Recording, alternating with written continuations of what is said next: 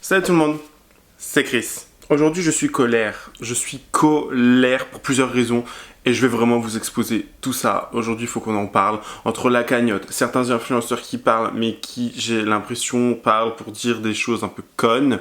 Tout ce qui se passe là en fait, genre ça devient trop, genre les réseaux sociaux, faut couper internet à certaines personnes. Et je vais bien évidemment vous donner les noms cette fois des influenceurs et des personnes parce que il n'y a pas, y a pas de violence envers eux, il n'y a pas d'animosité envers eux ou de haine envers ces personnes, mais j'ai envie aussi partager leur point de vue parce qu'ils le font publiquement, soit sur Twitter ou sur Instagram, et je pense que c'est extrêmement important aussi de partager ça et de voir quelles sont les divergences de point de vue et quelles peut-être, voilà, les choses qui peuvent être faites tout simplement. Donc je voulais vraiment qu'on en parle ensemble.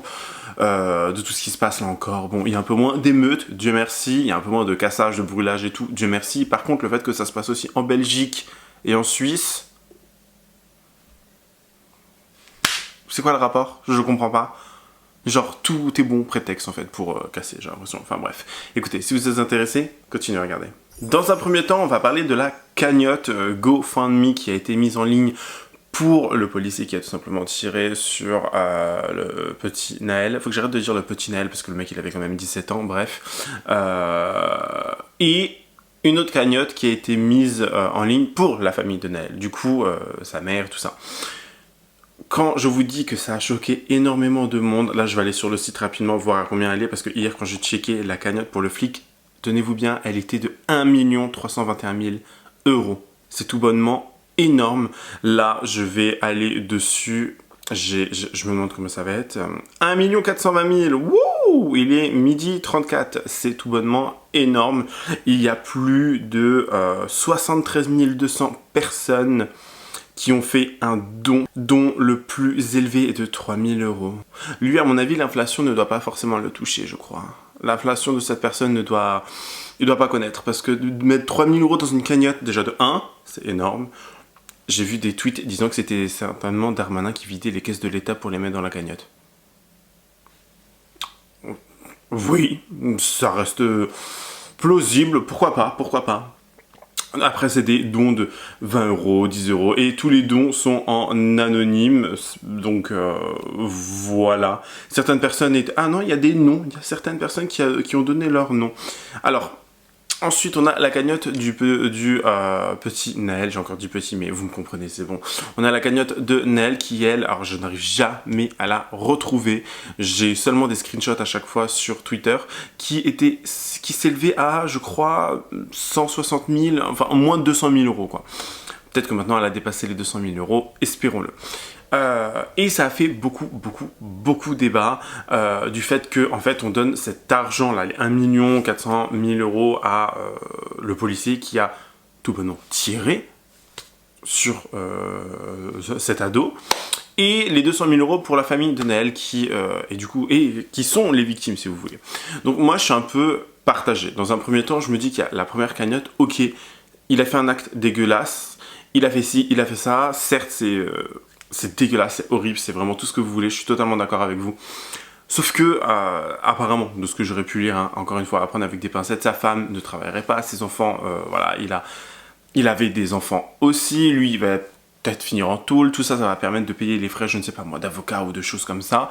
Donc cet argent, c'est pas pour lui, parce que lui, il est déjà entre quatre murs, si vous voulez, mais pour sa famille. Donc je comprends qui est une cagnotte, et je crois que c'est plus en solidarité, hein, je mets ça entre grosses guillemets s'il vous plaît, en solidarité avec tous les gens qui ont cassé, qui ont pillé, tout ça, et qui montrent en fait leur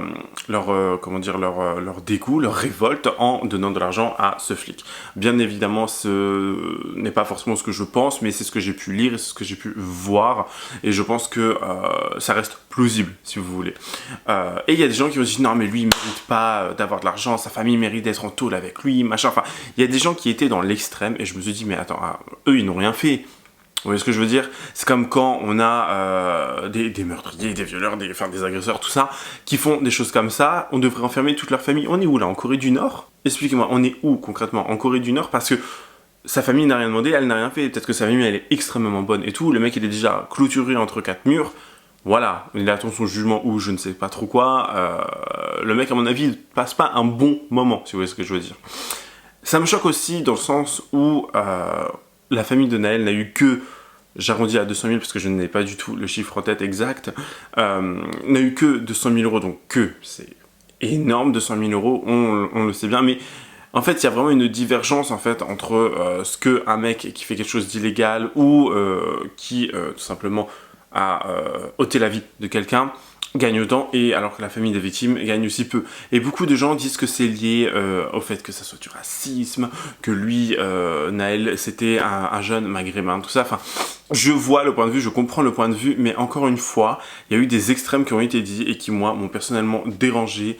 On va notamment... Alors, petit disclaimer avant de donner le nom de cette personne, je n'ai aucune haine envers cette personne, je n'ai aucun problème avec cette personne, c'est juste que je trouve que certaines choses qui sont dites, certaines choses qui sont faites, tweetées ou amenées sont maladroitement faites, et surtout quand tu as une telle audience, que ce soit sur le Twitter, Instagram, peu importe ta plateforme, tu dois aussi au bout d'un moment...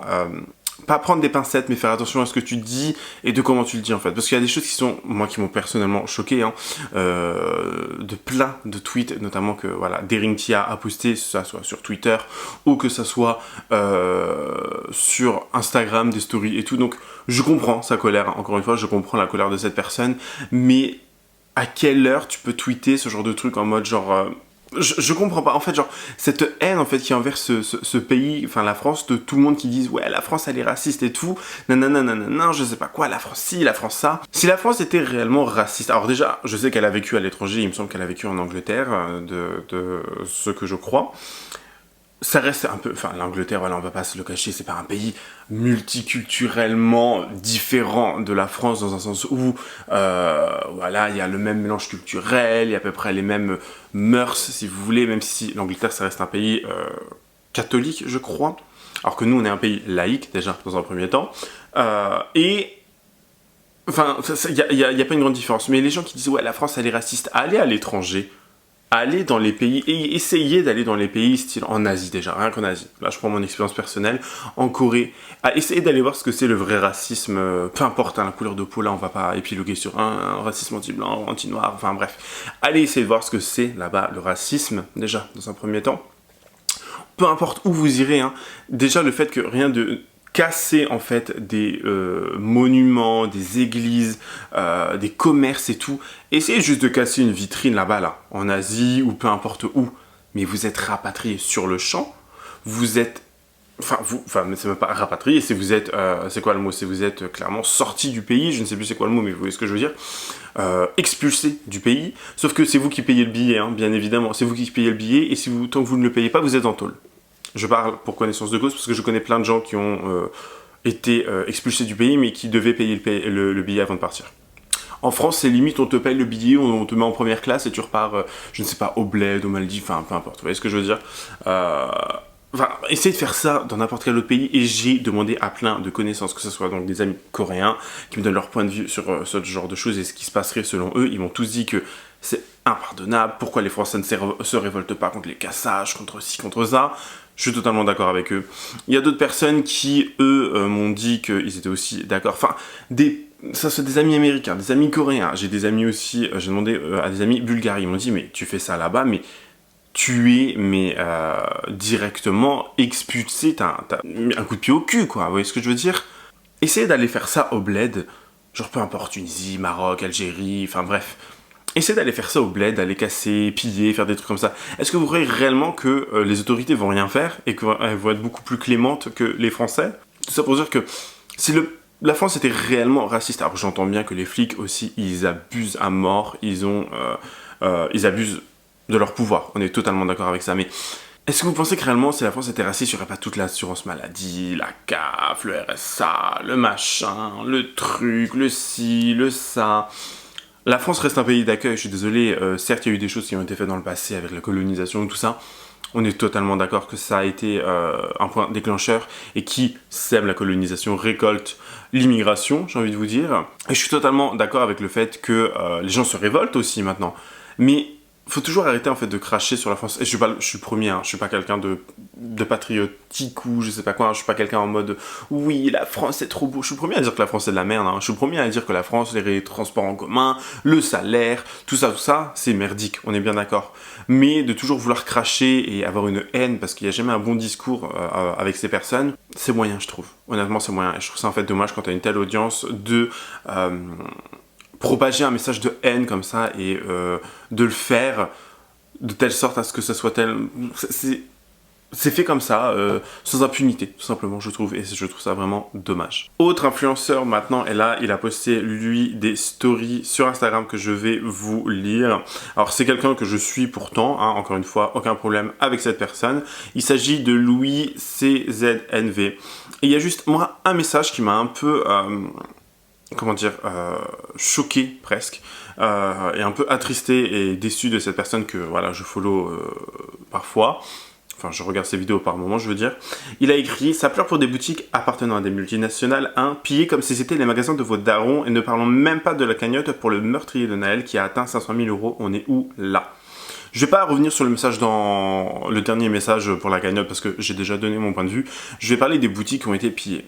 J'ai des amis, j'ai des connaissances, ou des gens que je follow, hein, qui ne sont pas célèbres, qui n'ont pas de grosses boutiques, qui ont tout simplement des tabacs, des cafés, ce genre de choses, qui se sont fait piller, massacrer leur boutique, brûler leur boutique.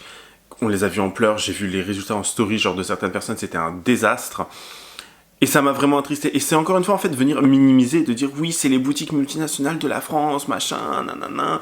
Il n'y a pas que des multinationales qui ont été pillées ou cassées, quoi. Enfin, il n'y a que Nike, Adidas ou des conneries comme ça, on est bien d'accord. Mais là, c'est pas des multinationales. Et en fait, faut... Avant de l'ouvrir, j'ai l'impression qu'au bout d'un moment, il faut un petit peu aussi voir ailleurs que juste multinationales. Ça a fait des dégâts pour tellement de personnes. Ça a fait des dégâts déjà rien que pour eux, dans un premier temps, parce qu'ils ont pillé leur propre épicerie, leur propre magasin, leur propre boutique dans leur région, juste à côté de chez eux, en face de chez eux.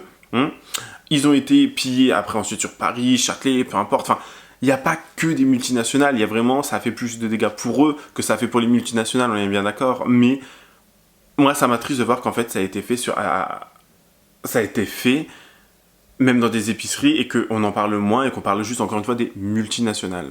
Autre message, je trouve, de maladroit qu'il a posté, c'est dingue de voir que pour la réforme des retraites, vous trouviez la violence utilisée presque légitime, mais quand on parle du racisme institutionnel à la suite du meurtre d'un adolescent, tout à coup, il faudrait rester calme et attendre que la justice fasse son travail. Non. Là, je suis encore une fois pas d'accord parce qu'il mélange deux choses totalement déjà différentes. On comprend encore une fois la colère des gens qui se sont révoltés, bien évidemment. Mais je comprends pas, moi, pourquoi, en fait, genre, il parle de la retraite parce que la retraite n'a pas fait autant de dégâts, les gens n'ont pas été pillés. Il y a eu certainement des bavures, des débordements, on est bien d'accord. Mais pas comme ça, quoi. Les gens n'ont pas été brûlés des trucs, ils n'ont pas été renversés des voitures, ils n'ont pas été... Si c'est arrivé, certes, c'est peut-être arrivé, je ne sais pas trop, ou je l'ai pas vu passer, mais c'est peut-être arrivé, mais... moindre, vous voyez ce que je veux dire? Les gens, ils n'ont pas été payés des épiceries ou des tabacs, vous voyez ce que je veux dire, de gens qui triment.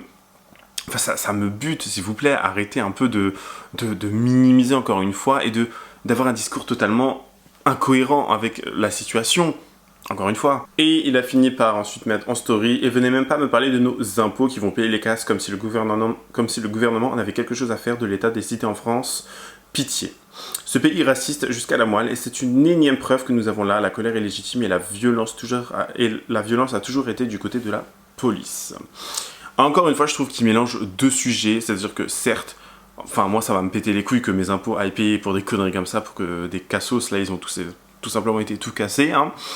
De dire que la France s'en fout des cités, c'est quoi le rapport en fait? Genre, les impôts paieront quand même, enfin, est-ce qu'ils vont payer ça ou autre chose? Peu importe. Ce que je veux dire, c'est que ils vont quand même prendre l'argent de nos impôts pour aller l'injecter ailleurs. Si c'est même pas dans les cités pour réparer ce genre de truc, ok, certes, c'est mal vu, c'est mal fait, enfin, c'est des conneries. Bref, on est d'accord.